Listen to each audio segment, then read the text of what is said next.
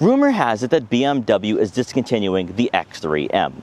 If those rumors hold true and we do not get a hardcore X3 for 2025 and a few years down the road, what is your alternative? Do you spend extra for the X5M, or do you take a step back and go with the X3 M50? Well, in this particular market, there is a lot of competitors. There's the Alfa Romeo Stelvio Quadrifoglio, Mercedes Benz GLC 43, Porsche Macan, maybe that's a bit too pricey, and also, of course, the Audi SQ5.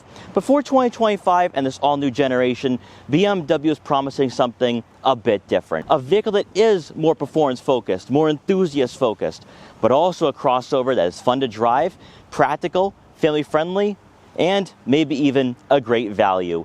In this video, we're going to check out everything about the new 2025 X3 M50, take a look at the exterior, the interior, take it out for a test drive, and see why, if you are looking at buying a fun daily driver heading into 2025, maybe taking a look at the all-new X3 M50 might be a great decision.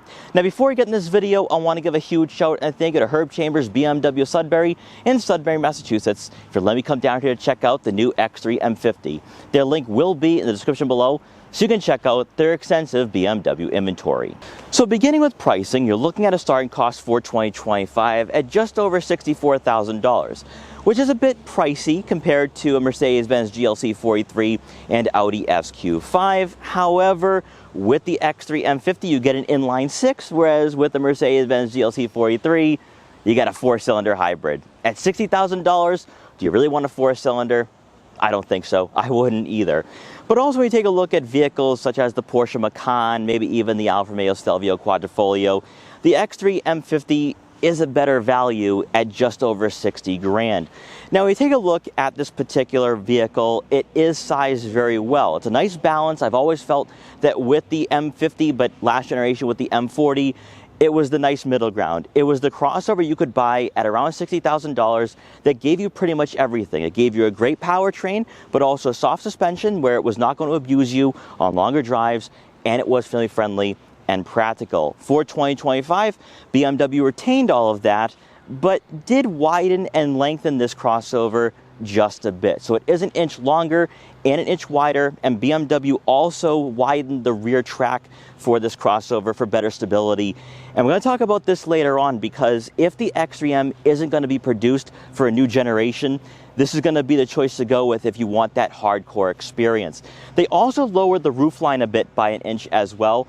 So it does look sportier, and it kind of reminds me of a vehicle that would be going head-to-head with that Porsche Macan or Alfa Romeo Stelvio. But taking a look at the exterior design for 2025, there is a lot to digest here, because not only did BMW completely resculpt this model, even though it is built on the cluster architecture platform like last generation, they also integrated a lot of design elements from other vehicles in the lineup.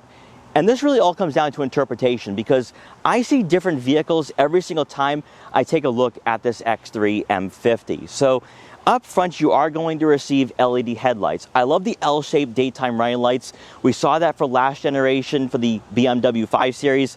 I love that style, and I think it's very classy. I hope BMW sticks with that in the future. Body line wise though, on the hood, I see iX. Then for the grille, I see IM. But the length of the hood, though, also makes it look like a 2 Series coupe. There's just so much here to take a look at, but honestly, when you stare at it long enough, it does look rather menacing and pretty cool. I love the gloss black elements for the front fascia. We saw that last generation, but it really ties into this model and goes very well with the aggressive styling. You're also going to notice at night that the kidney grills do light up. I love that touch, and BMW did a lot with the accent lighting for this new generation, and we're going to talk about that for the interior as well. You're also going to have functional side air vents, as we saw last generation, so still sporty, still aerodynamic.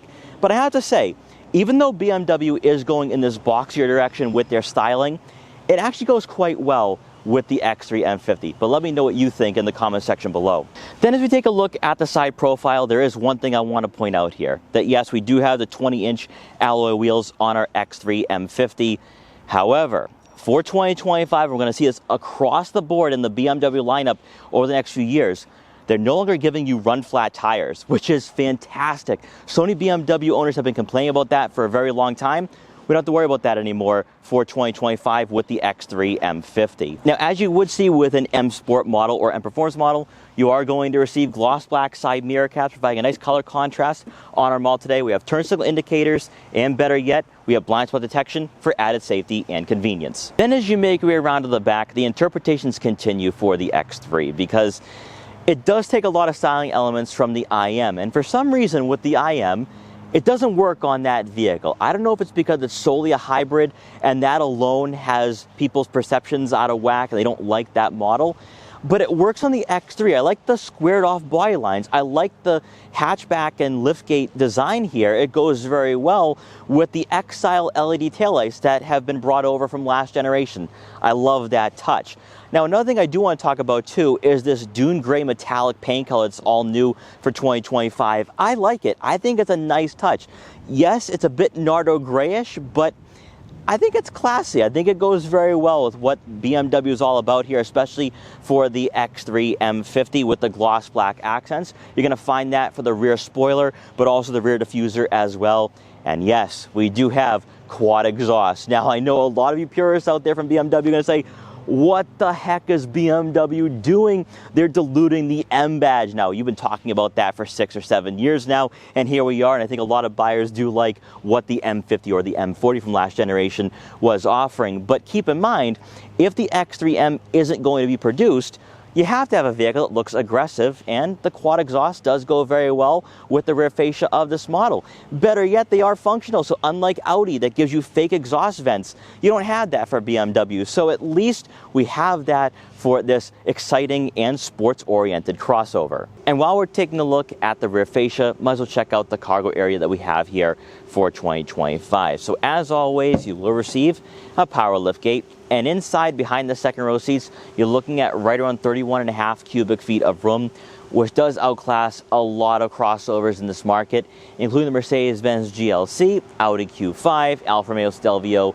and Porsche Macan. So if practicality is a necessity, you want that in your next daily driver, take a look at the X3. And also, regardless of whether you're going with an M50 or 30, this is the way to go if you do have a family and you want to prioritize that cargo capacity. On the right side of the cargo area, you will have some netting for some smaller items, such as a couple water bottles, car detail equipment, or maybe even a first aid kit. As you can tell, I have all my camera gear back here, but I can store a lot more items if I had to. So if you are going on a road trip with the family, you can easily store probably 8, 9, 10 bags of luggage back here. You're also going to notice the rear cargo cover, which will keep all your valuable items out of sight. So if you are like me and you have camera gear or anything else of value, you can leave them back here and have that peace of mind knowing that no one will be able to peek in and steal what you have. With the second row seats folded, you're looking at right on 67 cubic feet of room, once again nearing the top in this market. So from a practicality standpoint, I think this is the way to go if that is something you desperately want. And as I said before, regardless of whether it's the M50 or a 30, this is going to be the choice if you do have kids or you do go on frequent road trips. Beneath the floor mat, we do have an optional spare tire. So if you want to maximize the cargo space in your X3, you don't have to go with that spare. But I know a lot of you will for that added assurance and peace of mind when you are on the road on a daily basis. Under the hood for the 2025 BMW X3 M50, you are going to receive the B58 motor. That is right, the turbocharged 3-liter inline 6-cylinder engine, producing 393 horsepower and 428 pound-feet of torque under max output. This is paired with a ZF 8-speed automatic transmission and a 48-volt mild hybrid system to aid in efficiency and overall performance. 0 to 60 times come in at around 4 seconds, so pretty similar to what you had last generation, but I think you're going to notice that the X3 M50 is going to respond a lot better under heavier accelerations. Also, another thing too is that even though this is a performance-focused crossover, it is rather efficient at 25 miles per gallon in the city and 30 miles per gallon on the highway. So not too bad for an enthusiast-focused crossover such as this. All-wheel drive does come standard for better versatility and year-round capability. But I do think, though, with the increase in horsepower and pound-feet of torque over last generation, this is going to be a sizable difference, but also a noticeable difference at that. Hopping inside the BMW X3 M50 we had today, we're greeted by power adjustable, heated, and ventilated Vaganza leather seats for both the driver and passenger, with the driver's side having 2-position memory for added convenience. We can talk about the rest of the interior in a minute, but we got to talk about these door controls, because I think a lot of you would be displeased with me if I didn't point this out. So you're going to notice the touch-sensitive icons for your lock and unlock buttons, then your driver memory seat, and then also the dial that controls your vent on the driver's side, but also for the passenger side as well. When I first checked out the X3 a couple weeks ago at an event, that was rather jarring. The door was open, and it does make its presence known when the door is open. You notice that immediately, especially with the X3 badge right there. It's like BMW wanted you to focus on that. I wish they would just give us physical buttons. It just makes things a lot easier and more tactile. I understand this is futuristic and the way the automotive industry is going in, but I just don't like that layout at all. When the door is closed, though, everything makes sense. It ties in with the door panels and the dashboard, and it does look rather cool and cutting edge. But touch-sensitive icons, that's one thing I don't like to see in this new X3. I hope BMW reverses on that when they do refresh this model in a couple of years. But for the rest of the interior, though, they're leveling up the interior materials, where they are trying to close the gap between the X3 and X5.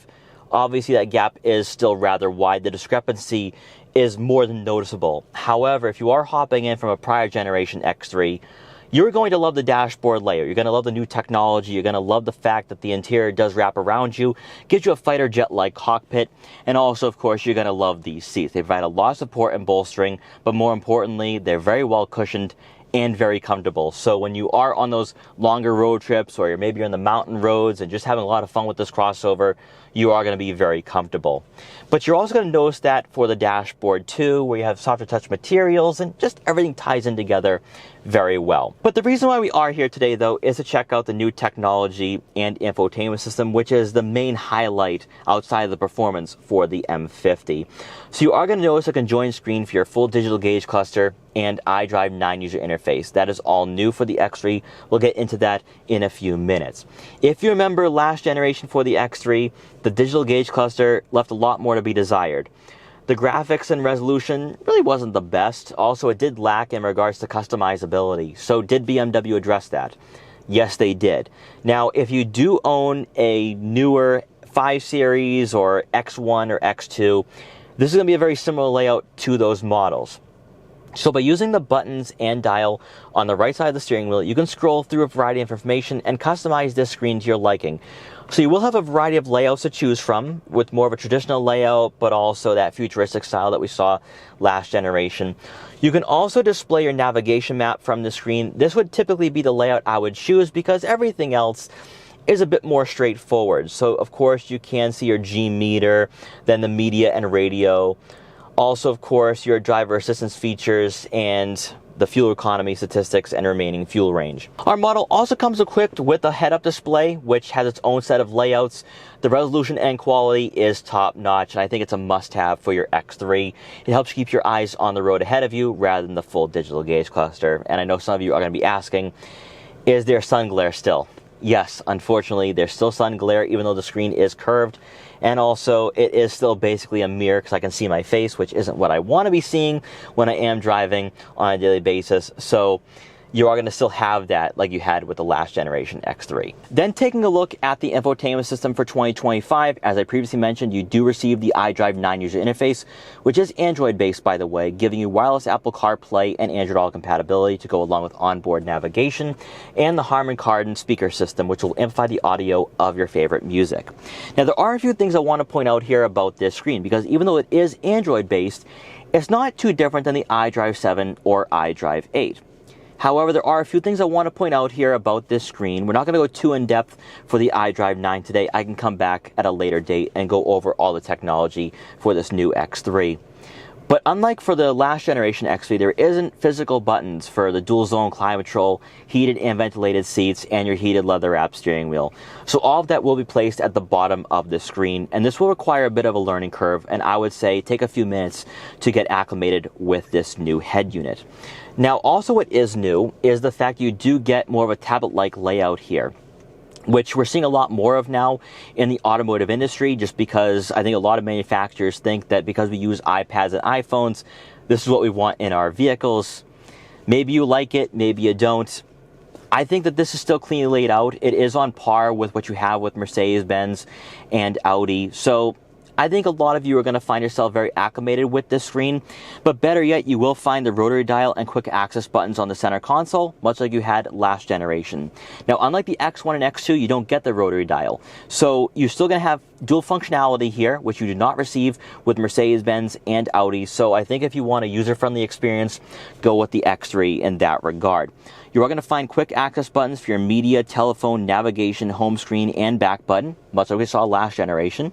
You're going to notice the volume knob and tuning buttons, and then you have your drive mode selector here. Now, with the drive mode selector, you will have personal, sport, efficient, expressive, relax, digital art, and silent. Mostly the first three drive modes are going to be what you're going to be using at all times. You can customize the drive modes to your liking, so if you want a sportier experience, go with sport mode.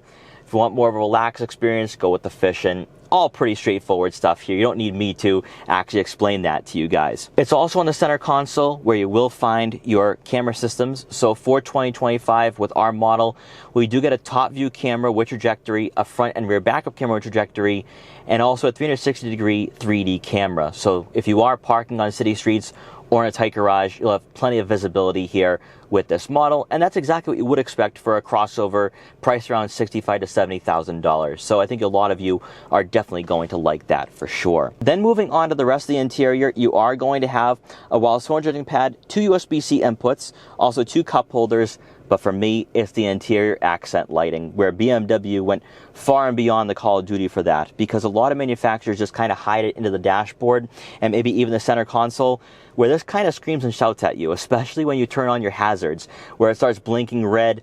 And I actually like that. Late at night, it would be a very nice touch. Also, it goes very well with the body lines of the interior as well. I think a lot of you are definitely going to like that for sure. Then next to your rotary dial and quick access buttons will be your start stop button, also gear selector, your parking brake, and auto vehicle hold.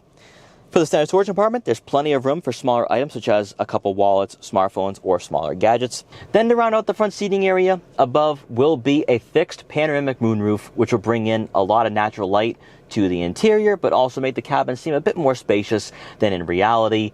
However, you can't open up this moonroof at all, so that is one sacrifice for this new generation. Then for passengers in the back, they're actually greeted by less legroom than what you had last year for the X3 M40, right around 36 inches, which isn't class leading, isn't the best in this market, but don't let any of that fool you. There's actually a good amount of legroom here. And more importantly, for 2025, with that lower roofline and the fixed pano sunroof, you have a lot of headroom here. I mean, I don't think you'll be hitting your head on the headliner at all if you are a taller passenger. Also, I adjusted the seat all the way back and it's somewhat on a recline.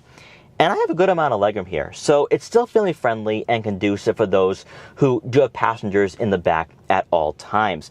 Better yet though, with the Vaganza leather upholstery, it's very comfortable in here. Bolstering and support is pretty good, even though obviously it's not going to be like a sport seat experience. So keep all of that in mind, but I don't think you'll be swaying around at all being in the back of the X3 when your driver is on the winding back roads up in the mountains or just canyon carving. Now for those of you who are wondering if you can squeeze in a third person in the center, it might be a bit of a squeeze. It could most certainly work, but I think that if you are looking for a more family-friendly option where you want to have 5 people in the vehicle at all times, take a look at the X5 M50. Also back here, you do get 2 center-mounted air vents to go along with heated outboard seats, climate control, 2 USB-C inputs, and then to round out the second row seating area, you do get a center armrest with 2 cup holders. If the rumors are true that BMW is moving on from the X3M and they're discontinuing that particular model for the X3, the M50 is now the most important piece of the puzzle within the BMW lineup. The last time I featured the M40, which was about 4 years ago, I immediately felt that that was the perfect fit for anybody who is an enthusiast that does have a family, because it was the right balance. The B58 motors, you have 8-speed automatic transmission, but also you got a suspension that was going to really help you out on those longer commutes. You were not going to be abused by that suspension. Here we are today for the 2025 X3 M50. And this is a bit more hardcore. What BMW has done here for the M50 is give you more of an enthusiast-focused experience. And as you can see with the exterior and the interior, you now have those aesthetics to match. BMW has done a lot with their powertrain for 2025 with the mild hybrid system, but also this suspension more importantly. You now have a vehicle that responds better. You feel it in the steering. It's not as weighted as it was before. I noticed that it's far more responsive. And in the past with BMWs, most of the feedback was coming through the suspension, but also that weighted steering. Now I think it's a perfect 50-50 distribution here. So as we take on these back roads, let's see what the cornering is like. Nice strong braking.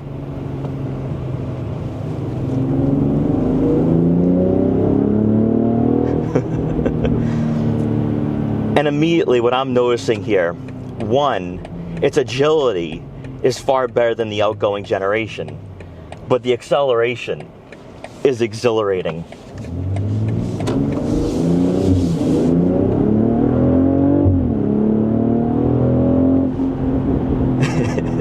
There is a lot of kickback here, and I have to say, because you now have the mild hybrid system in the transmission, everything is smoother. This vehicle performs so flawlessly when you are on throttle or when you are on the back roads. Now, another thing too is that BMW did double down on the fact that this is going to be the performance model for 2025. So the steering wheel is beefier than it was before. Very aggressive 10 and 2 positions, but firm 9 and 3 grips as well, and feels really nice in the hands. You also have very aggressive paddle shifters here when you are on those winding back roads. Now, as we've experienced for the past 6 years, BMW has been retuning the sound of the exhaust and this motor. It doesn't crackle like it used to back in 2018, 2019, but it does have a very nice, satisfying sound. Now, when you are comparing the X3 M50 to its closest rivals, the Mercedes Benz GLC 43 or Audi SQ5, there's a few things I want to keep in mind here and for you to focus on, is that with the GLC 43 for 2024 heading into 2025, you only get a four-cylinder hybrid. Do you really want that at around $65,000? Then with the Audi SQ5, yes, there's a new generation coming out, but currently with the B9.5 SQ5, you have to go with the S Sport package to receive the better handling. I know some people have given me some flack on that when I said that the handling and also the body roll just was not up to par with other vehicles in the segment. You do have to go with that S Sport package. That will give you the driving pleasure and the handling that you're looking for at around $65,000. Whereas with the BMW X3 M50, you don't have to go all out with the options. It comes out of the factory handling very well, and you do have a nice lower center of gravity. Obviously, it's still a crossover at the end of the day, so it's not going to be like an M3 or M4, but you are going to get a vehicle that does give you a car-like driving experience that I think a lot of you definitely want if you do have a family. Now, for normal driving, when you are commuting to work, you're in the suburbs or the city, how does the X3 M50 perform as a daily driver? And in sport mode, the suspension is actually rather soft here. I mean, we're going over some bumps and imperfections, and it handles them pretty well.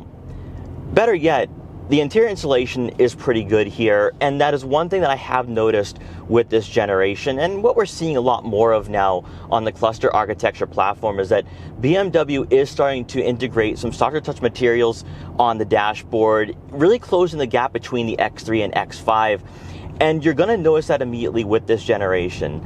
And not only does it make itself apparent with the exterior design, but the interior as well. I know some people do love the iDrive 8 system, but the iDrive 9 I think is easier to use, especially with the full digital gauge cluster. I also love the infotainment system as well. Sure, there's a lack of physical buttons.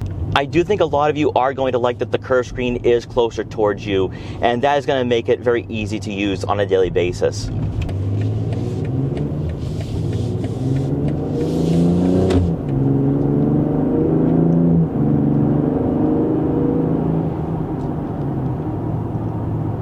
On its second generation for the mild hybrid system, you notice that this vehicle performs so much more smoothly. And you know, when I take a look at what you have here on paper, the fact you still have the cluster architecture platform, BMW's done so much to the engineering behind this vehicle, mechanically speaking, with the suspension and the powertrain, you begin to wonder, how much more development can BMW do before these vehicles start feeling the same from one generation to the next?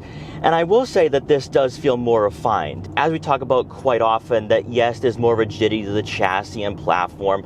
I will say though that this does feel lighter on its feet than last generation. There was a bit of a weight to it, there was a heft to it, where this feels a bit lighter, and because of that, I think you have better maneuverability. This does give you the handling and cornering ability that you would have found in an X3M, but with the softer suspension. Now, I do think a lot of people are going to say, but oh man, we're not going to get that 400 horsepower, 500 horsepower out of a vehicle like this. I don't think you really need that, because I think the X3M's popularity has come on the used market more than new, because of its value, because of where it's placed on the used market at around $60,000, maybe just above that. Whereas a vehicle like this to start at around $65,000, this is a better value proposition. And I understand that yes, we're all about 0 to 60 times horsepower figures, but 393 horsepower and just over 420 pound-feet of torque, this is more than enough for a lot of buyers. And I think that's the balance that a lot of enthusiasts have had to question and figure out what they're actually looking for out of a vehicle like this, because some enthusiasts will say that on a daily basis with the X3M, it's a bit firm, it's a bit stiff, it will get to you after a while. With the X3 M50, I don't think so at all.